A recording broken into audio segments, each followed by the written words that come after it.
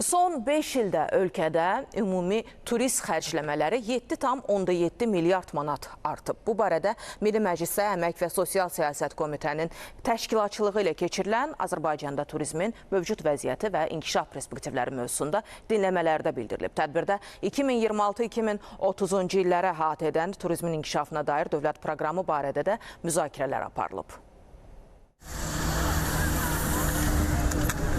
Ötən il turist xərcləmələri 9 milyard manata çatıb ki, bu da pandemiyadan əvvəlki səviyyədən 39% yüksəkdir. Eləcə də gəlmə turizmi istiqamətində gəlirlər ötən il 3 milyard 258 milyon manata çatıb. Bu da 2019-cu illə müqayisədə 9,6% çoxdur. Hazırda turizm sektorunda 80 minə yaxın şəxs çalışır. Lakin yaxın gələcəkdə bu sayın 450 minə çatdırılması imkanları var. Turizm təxminən 50-dən çox sahəni birləşdirir. Ona görə də turizm inkişaf etdikcə məşğulluq artır, kiçik və orta biznes genişlənir, regionlar dirçəlir, dövlətin gəlirləri yüksəlir. Etiraf edək ki, hazırda Azərbaycana gələn turistlərin sayı ölkəmizin potensialından çox aşağıdır. Hədəfə çatmaq üçünsə Dövlət Turizm Agentliyi 2026-2030-cu illərdə turizmin inkişafına dair dövlət proqramı hazırlayıb.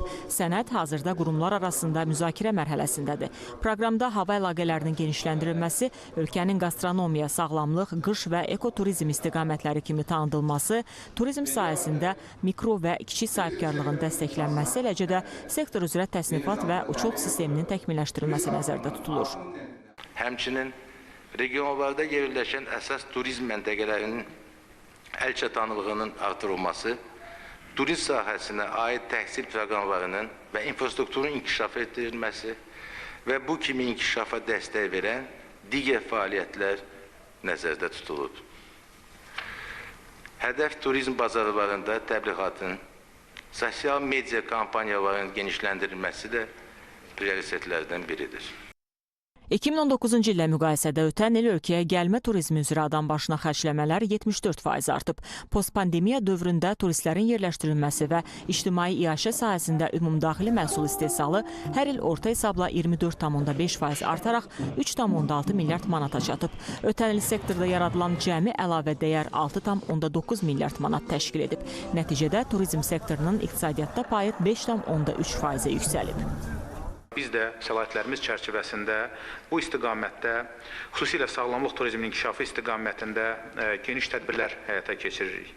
Konfederasiya tərəfindən həyata keçirilən sosial layihələr, sağlamlıq mərkəzlərində aparılan yenidən qurma işləri, xidmətin keyfiyyətinin artırılması, peşəkar kadrların bu istiqamətdə hazırlanması və cəlb olunması, təbii ki, sağlamlıq turizmə cəlbediciliyin artırılması istiqamətində bizim də rolumuzu artırır. İctimai müzakirələrdə xidmət və qiymətlər, peşəkar kadr çatışmazlığı ilə bağlı məsələlər də müzakirə edildi. Əli Rızayev, Mirəziz Mirəlioğlu, Könül Məmmədova, ASTV Xəbər.